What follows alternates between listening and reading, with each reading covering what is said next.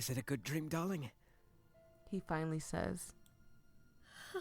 I don't know. It feels like a nightmare.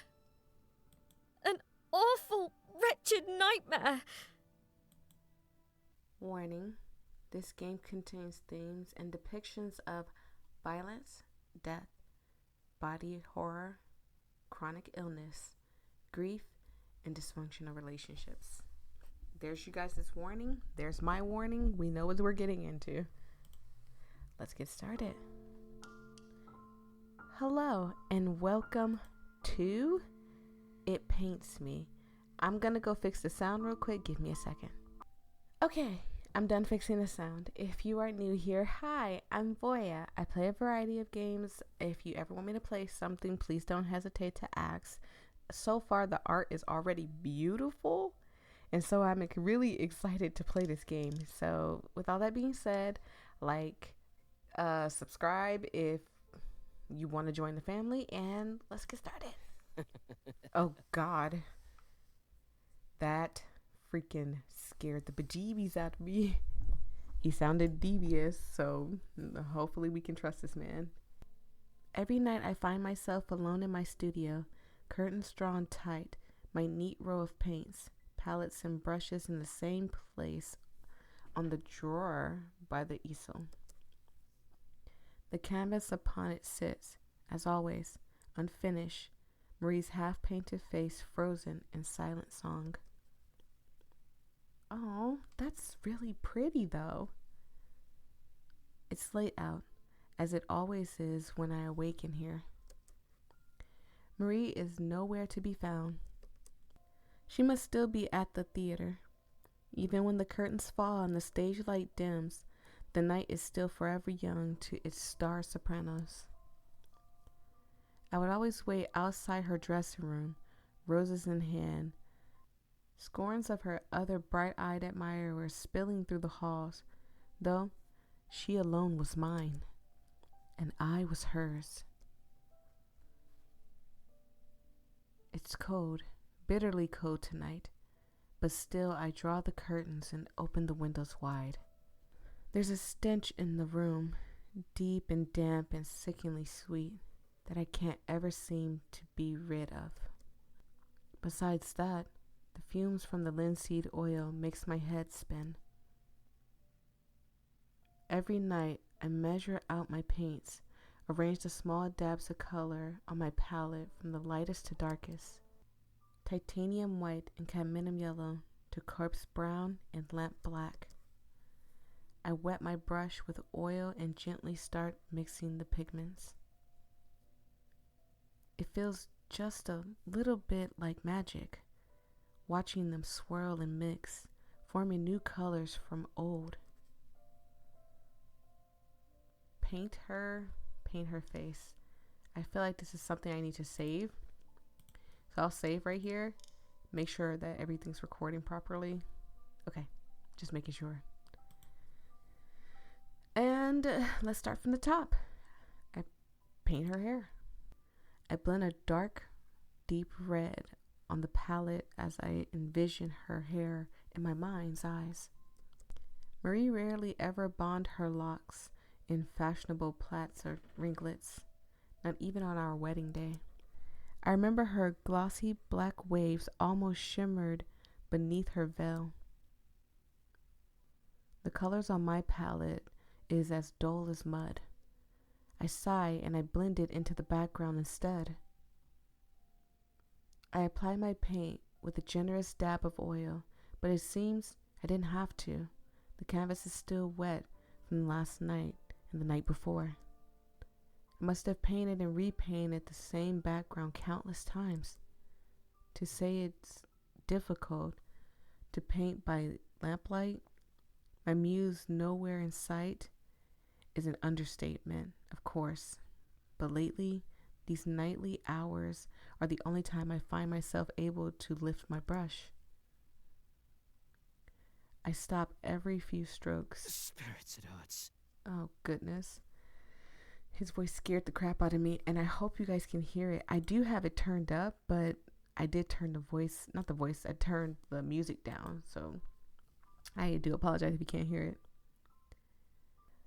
had joked that the pain that forced me away from the tailor shop meant I could finally return to my paintings at the very least. I was never any good at humor. Maria had sensed my worries, consoled me sweetly in her voice that could charm stone to life. Oh, Sam, don't worry.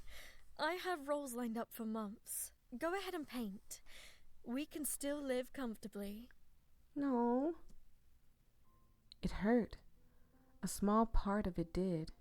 Beyond the physical, beyond the ailments, to seek her permission. To be able to care for my darling the way I had when we were young, brimming with talent, but crushingly unknown.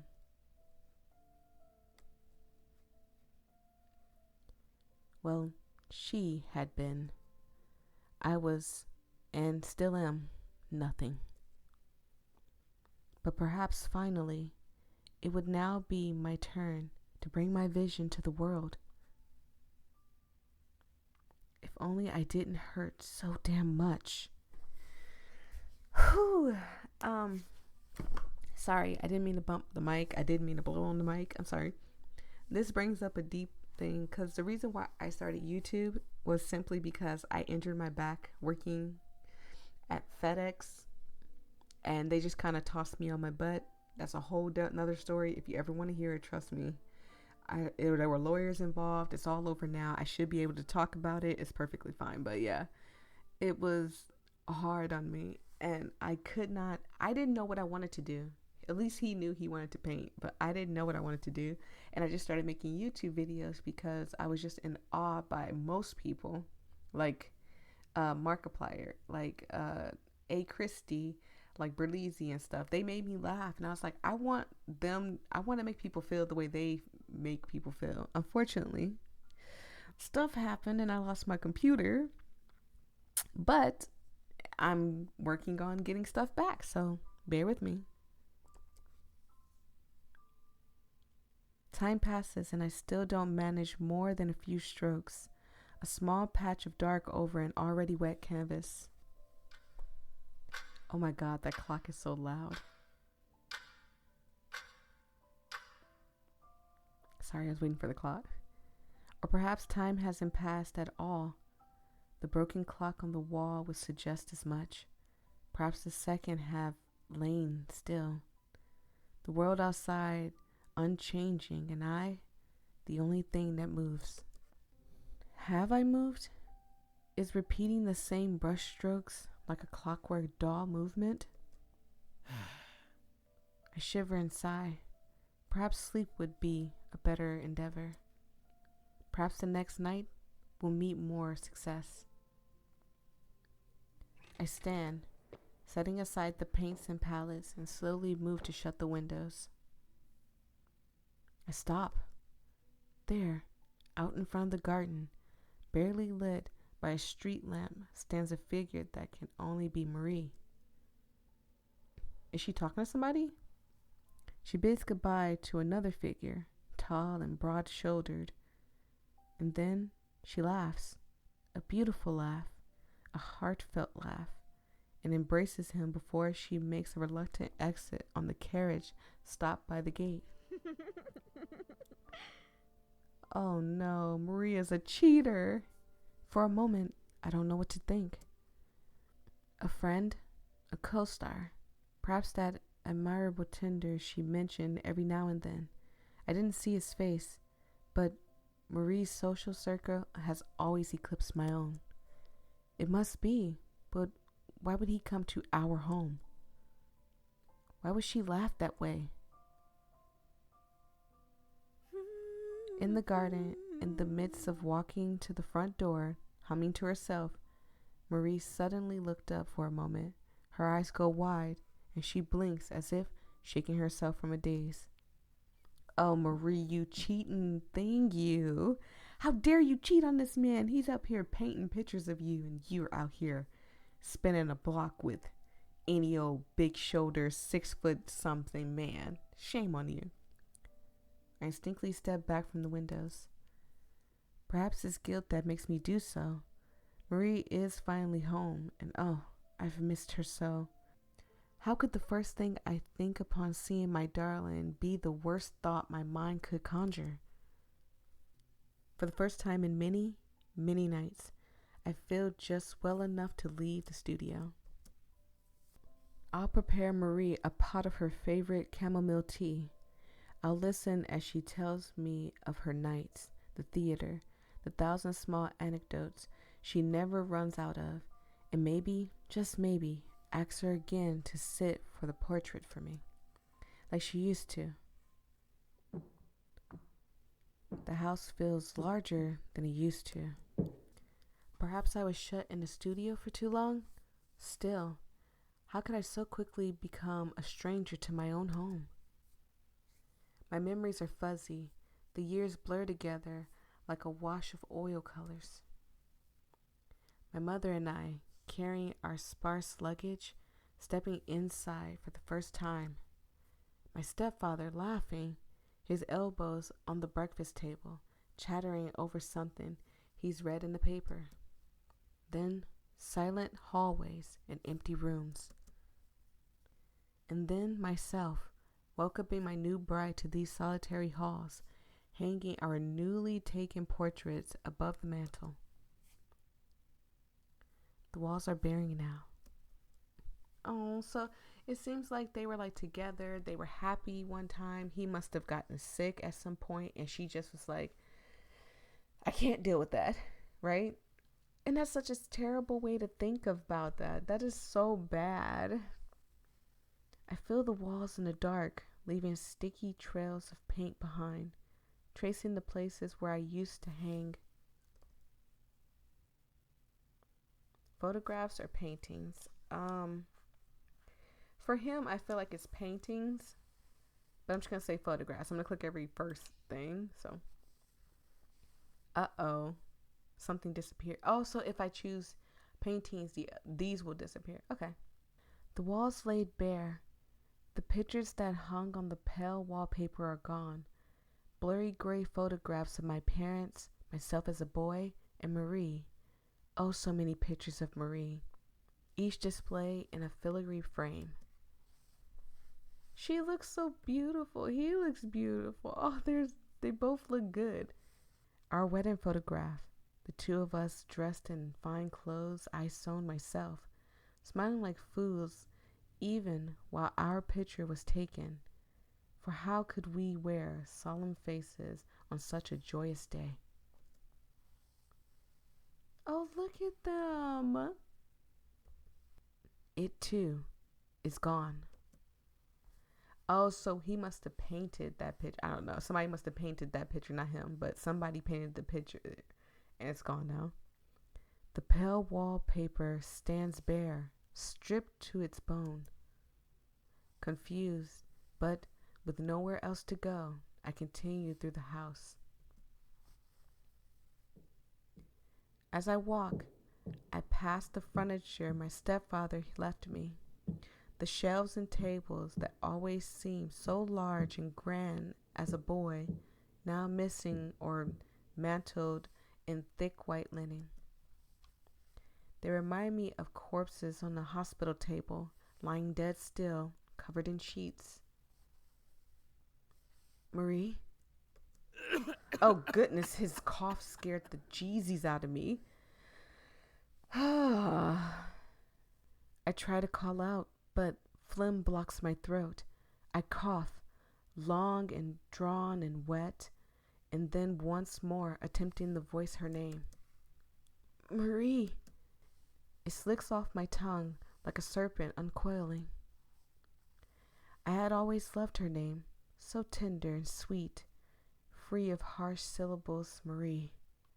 It was a name like an impressionist flare, painted in soft strokes with a fine oil brush. It was the greatest joy in the world to join my name to hers. Silence fills the hall, a long, drawn-out silence. I held breath. Finally, my darling answers. Oh, she's so beautiful. Sam. Look how beautiful she is. Is this a dream? cough again, another long wet trail dripping from my lips. Is it a good dream, darling? I don't know. It feels like a nightmare. An awful, wretched nightmare.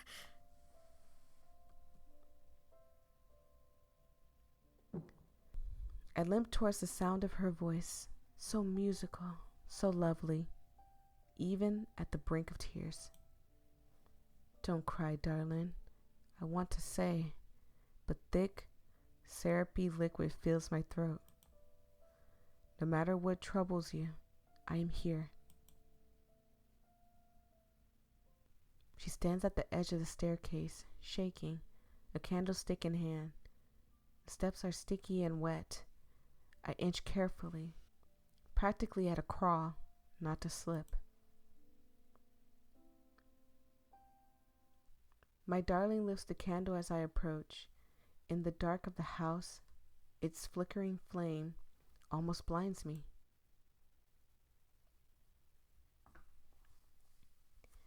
I don't see the expression on her face as she screams. Marie? Where are you, my darling?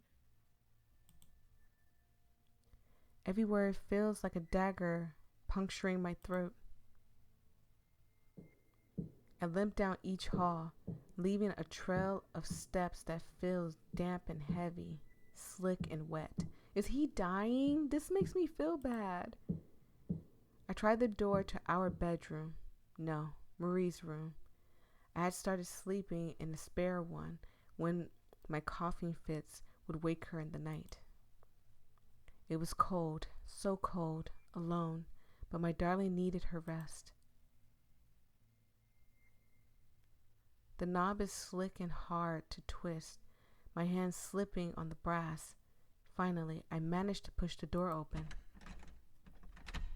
Though it's completely dark when I peer inside, I know it is empty. No warmth, no flesh, no sound of sweet breath within. I continue down the hall. Did Marie die? One of them is dying, and this is making me sad. I trudge, my steps heavy and wet, trying not to slip over the thick, slick surface. Marie? What's wrong, darling? Please, come out. I don't understand. No, he's looking for his girl. The dining room is empty, truly empty. The shelves where the china and silverware once neatly stacked now gape, hollow. The walnut table is covered in a thick white sheet. The matching set of chairs removed. It sounds like something happened to him, or she moved out, or something like that. I don't know. Like, it seems like an underline of like a ghost. Like he's a ghost and he's just seeing this because maybe he can still see Maria in some way. I rest against the blanket table. My hand leaves a ruddy smear against the sheet. It must be more paint, though it's hard to make out in the dark. I needed spectacles for quite some time, but Marie had never liked the bookish type. I continued through the familiar yet unfamiliar house, my steps strained and slow, my breath short, sticky, wet. Marie! Where are you? Oh, Marie! It hurts! Won't you come to me? I hear the front door slam shut. It must be freezing cold out. Why has she gone to the garden? Oh. Did Marie do something to herself? Oh, this got me on edge, y'all. I tread to the sound with new urgency, uncaring of the sticky wet floors, forgotten for just a moment the pain that snaps and burns through my flesh. I reach for the oily, damp knob. Don't! Sam! Please! Her voice rings from behind the door. I don't understand, darling. Have I done something to upset you? Oh, her sobs echo loudly. I never thought an ugly sound could come from my darling's lips, but her words. I love you, Sam. I always will. But I can't bear to see you like this. She is so beautiful. No wonder Sam loves her. Please, I beg of you, return to where you came. You can't be here. I've moved on now. Oh no. Marie, are you a cheater? How could you? Don't be a cheater. What? Return where? Dearest, you aren't making any sense. Moved on? I'm your husband, Marie. What on earth is there to move on from? Please remember, Sam. You were ill. You were ill for a long, long time. I'm gonna make sure you guys can hear her voice. I'm gonna turn it Never up a little bit. recovered. Turn up a little bit more so y'all can hear. I know I'm unwell, Marie, but you said we would still... Are you leaving me? Because I can't care for you anymore? Is that it? You left me. Oh, it's exactly what I thought it was. It's exactly what I thought it was. You're dead, Sam. Yep. Oh man, that hurts. You've been dead for more than a year. If this is a joke, darling, it's a cruel one. Do you want me dead? Is that it? Am I better off dead to you? My darling does nothing but sob behind the door. How quickly I regret my words. Oh, if only I could see her face, look into her eyes. Oh, no, reassure her. And see that she loves me still. I twist the knob with slick, oily hands. No! Don't come out! Please! On the other end, with a sharp gasp, my darling grasped the knob close, pushing the weight of her small frame against the withered wood. Don't come out! Oh.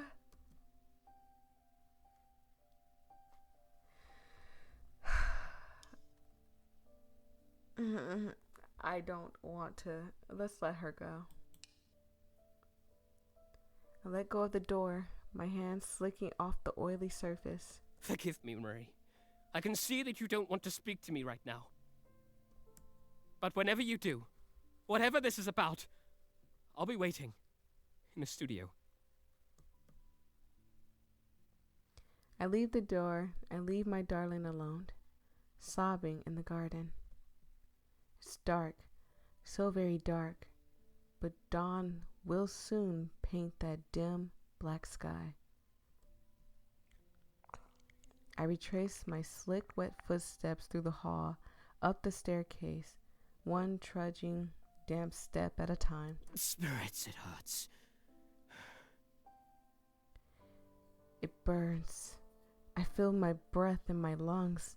My chest could be a hollow cavity. My goodness, this is hurting my spirit. This is hurting my spirit really bad. Slippery and wet, spilling with hot, sickly fluid. It hurts. Oh, it hurts. I stagger into the tall, sheet-covered objects, the linen sliding off with the grasp of my clumsy, slick fingers. It's Marie's floor-length mirror. This is making me so sad. No. Oh, no. No, no, no, no, no, no, no, no, no, no! Oh my goodness. Oh my goodness, look at him. Oh, and it got redder. Oh no, I'm sorry.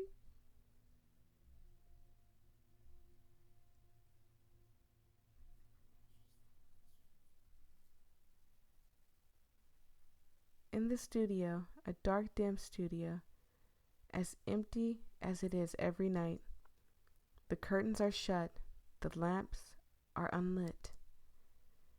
My palette is a mess of murky colors, rust red, corpse brown. A musty, sickeningly sweet, rotting stench fills the room. I don't know why the smell of linseed oil ever bothered me. After all, I no longer breathe. The handle of the door turns behind me. Slowly it creaks open, and a figure steps inside. It's me. He limps more than he steps in crooked motion against the floor, dragging his body along like a wet white brush as swamped as red pool at his feet. Okay. I watch him pull himself before the canvas. What have you done to yourself? Samuel. It can talk. He speaks in my mother's voice, a tone that could swell with warmth and derision, command or dependency, pride or disappointment in a moment's notice. Please, give up your suffering. Give up this. Come back to the earth with me. My hands are too slick to hold my brush. I stab it into my flesh and fix it between my bones, then dip the bristles into his blood. Sammy. He speaks in my stepfather's voice, but without laughter or joy. In the same cadence, I imagine him taking his last breath, crimson staining his uniform, the dog tags cold around his neck. Forgive me, guys, I'm losing my voice a little bit. Don't suffer anymore, Sam. You are nothing already.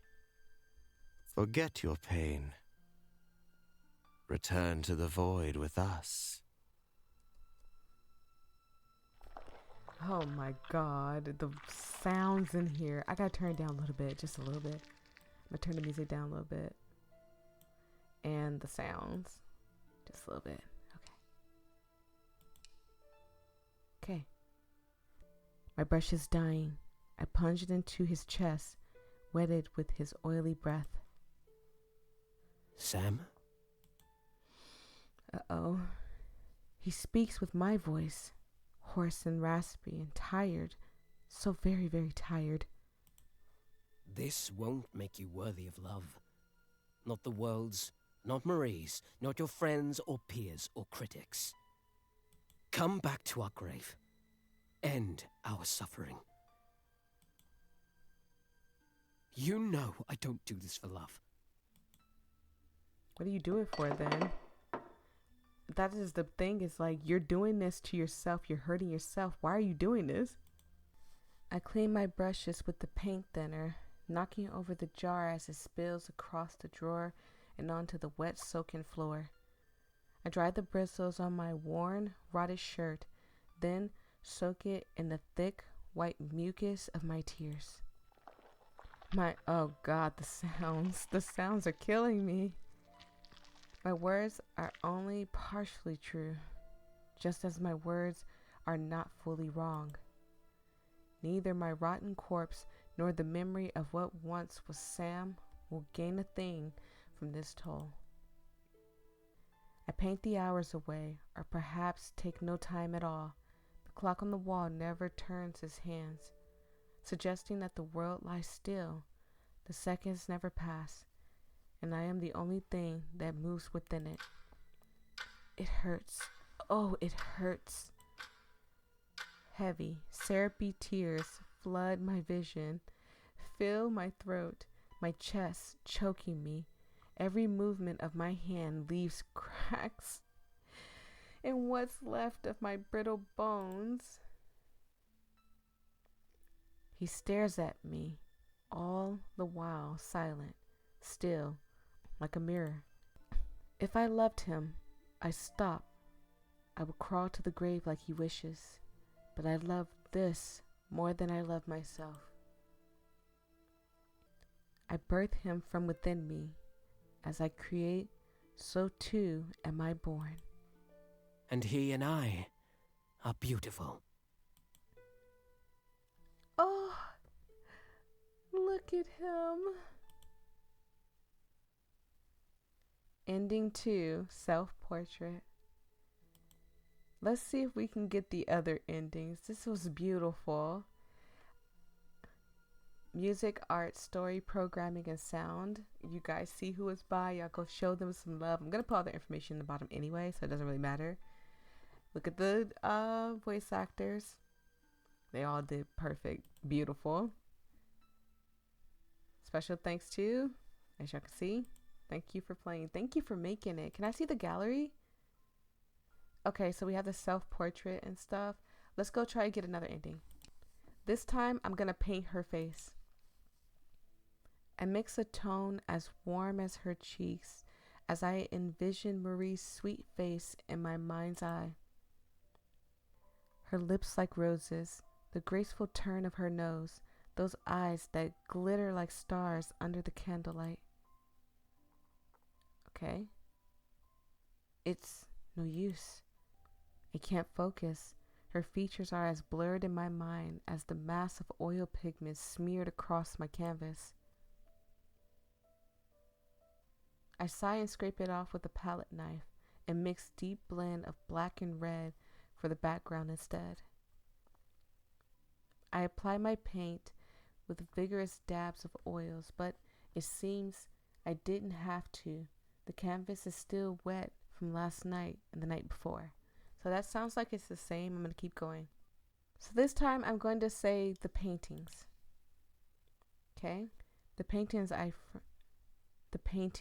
framed, the seaside landscape I painted on our honeymoon, the watercolor sketch of Marie that couldn't hope to capture the sheen of her hair, the still life of candles and flowers that had wilted because I took so long to finish. That is so pretty. That is freaking pretty. You painting these was amazing. These are amazing. Even the painting of roses in a vase or a vase if you fancy. The first gift I had ever given her. I wanted to bring you some flowers, but I was afraid they would wilt before I saw you next. You painted them. Oh, they're beautiful, Sam. Aww. The naked wall stares blankly at me. I think this is all the Sam. Keep going. Okay, I can't skip it yet. Now I can skip it. So this time I'm gonna force the door open. No. Not until you tell me what's going on. Are you leaving me, darling? After everything? I need you. I need you! Oh no. This is so bad. This is really bad. My darling utters a sharp cry as the hinges groan against the frame, loosening her grip as she stumbles back into the cobblestone path. I instantly forget her sharp words as I limp towards her side. Marie, are you all right? I'm so sorry. Stop it, Sam. I'll keep you alive. Every time I sing, I'll sing for you. She is so beautiful. I'll keep you in my song, in my art.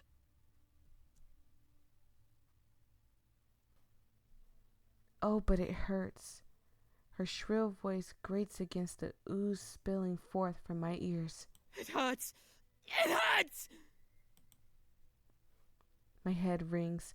My chest is a hollow cavity, slippery and wet, flowing with hot, sickly fluid. I cough and spew more syrupy warm liquid from my lips. Your art, it was always about you. Your fame, your voice, your needs, your wants, your desires. The voice actor's amazing in here. You were a work of art, of course. but did you ever think about me? Did you ever think about poor Sam dying alone in a cold white room? Poor Sam, who couldn't even hold a brush in his hands at the end. Poor Sam, left to rot into nothing. A year was all it took for you to forget me. I am shaking her, leaving smears of dark, muddy paint over her pale shoulders. The next moment, she breaks from me, running blindly into the streets. The carriage doesn't stop for her. Of course it doesn't. My dearest is a wisp of dark curls, a black groan bellowing in the night like a shade. She should be light as breath, soft as mist. Oh, what is that? Oh, these sounds. But the song that comes is the scream of her breaking bones, her ripping flesh, the breath that leaves her lungs. Ha! But every sound my darling makes is beautiful. Ugh, gross. Doubly gross.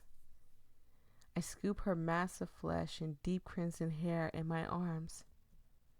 The blood pools around me, syrupy and dark, a color so deep no artist's pigment could hope to capture. The purest scarlet, or vermilion red, a dull stain in comparison. Oh, this part is crazy.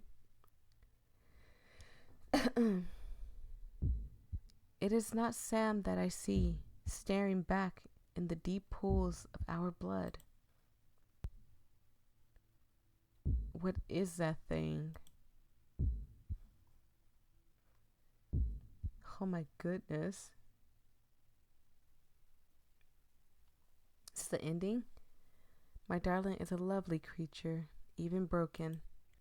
I gently carry her up the steps, one slick, damp, crooked step at a time, setting her mass of jutted bones, of viscera and flesh, on the velvet seat in my studio.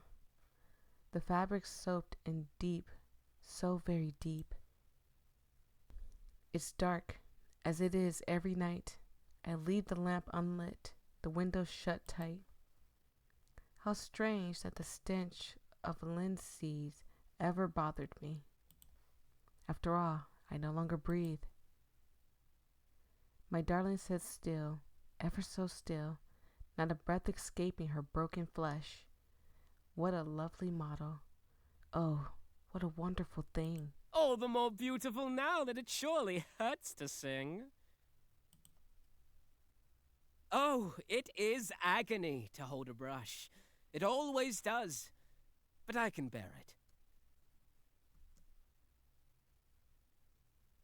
After all, who can truly create without pain?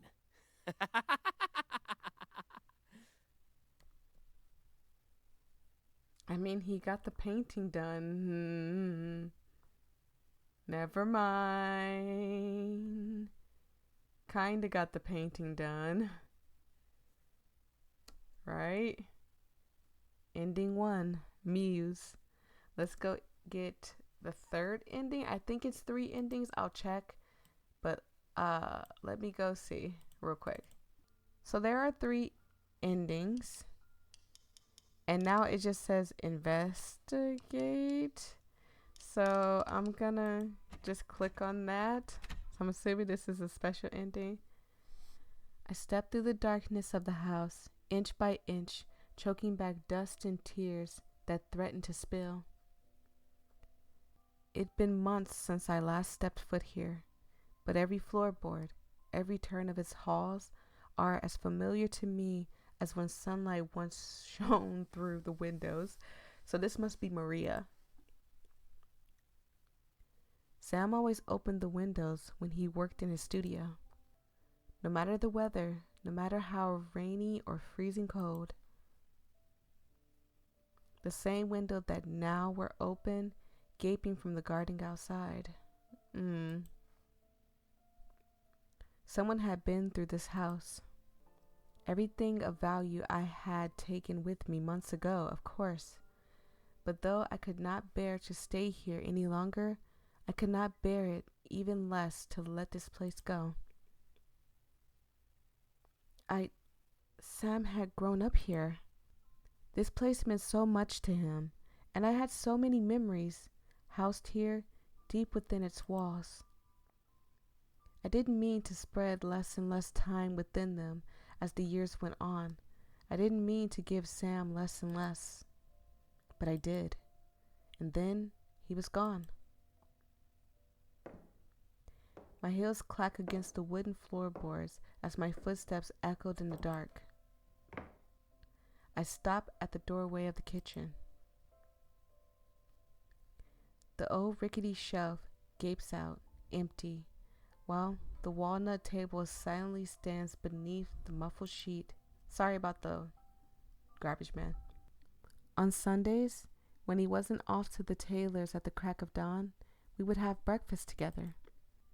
I remember how he sat at that very table, combing through the newspaper, carefully clipping out the new photographs of me that appeared.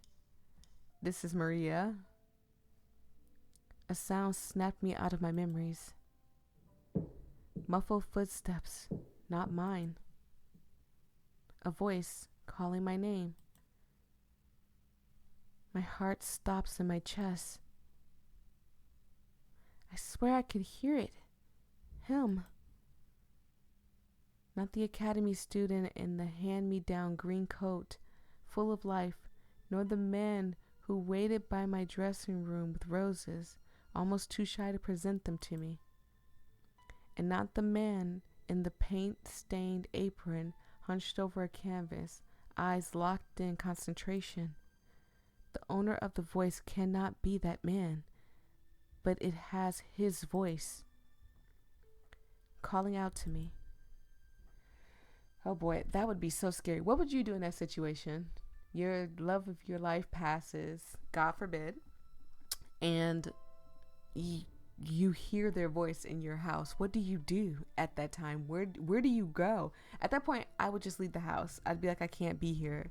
If something was to happen to Song, knock on wood, it never does. Something happens to Song, and I'm in the house that we lived in. I'm so sorry for the garbage truck, you guys. And I'm in the house that we lived in, and I'm collecting my stuff, and I hear Song call out to me. I don't think I could ever go back to that house again. Whatever's left in there is left in there. I would immediately tell them, like, look, y'all take the stuff and do whatever that I can't be there. My mind is playing tricks on me. It can't be. Holding my candlestick tightly, I slowly approach the staircase. Sam? I call, peering into the darkness above me. The outline of the figure stands, its movement slow and haggard. Is this a dream? The shape in the darkness coughs and coughs again in wretched pain. I choke back my own sobs in my throat. Is it a good dream, darling? He finally says. I don't know. It feels like a nightmare. An awful, wretched nightmare. As the figure steps into view, I blink against the flickering candlelight and finally look at him. My darling. Oh, my poor, precious Sam. No. What's left of him? Oh, God. I need to save. I haven't saved in a while. I've only saved 2 times.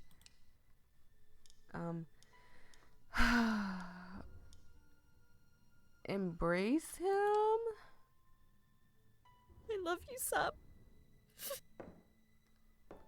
I say through my tears, climbing the staircase one shaky step at a time.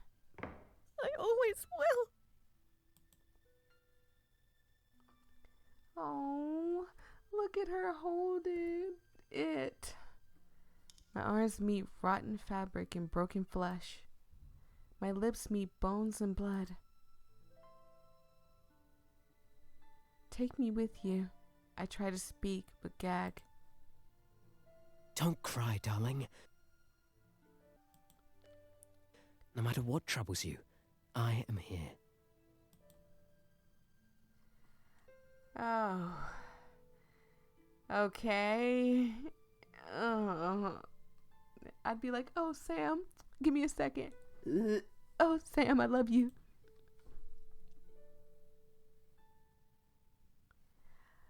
Beloved soprano Marie Claremont's body found in a former residence. Marie Rue blank, acclaimed opera singer. Marie Claremont was found, I guess that means dead, in her former residence yesterday evening by, I can't really see that. If y'all can see what that says, tell me what it says, please. Okay. Marie died. Ending 3. Okay. That's ending 3, but I feel like I need to go back in and scream. I know it's going to probably end up me dying. Oh, it just ends. Well, that's it. Thank you guys so much. I truly appreciate it. This was a lovely game. I really enjoyed it. 10 out of 10. It did win an award I saw on the thing. I'm assuming that it entered one of the jams and potentially won one of the awards. It says Scream Jam 2023 Best Story, Third Best Game. So yeah. All right. So thank you guys so much. I truly appreciate it. Go show them some love if you've never seen this game before, since it's been out for a while. And yeah, I'll see you in the next episode. Peace and love. Stay safe out there, everybody. Don't forget to like, comment, and subscribe. Bye.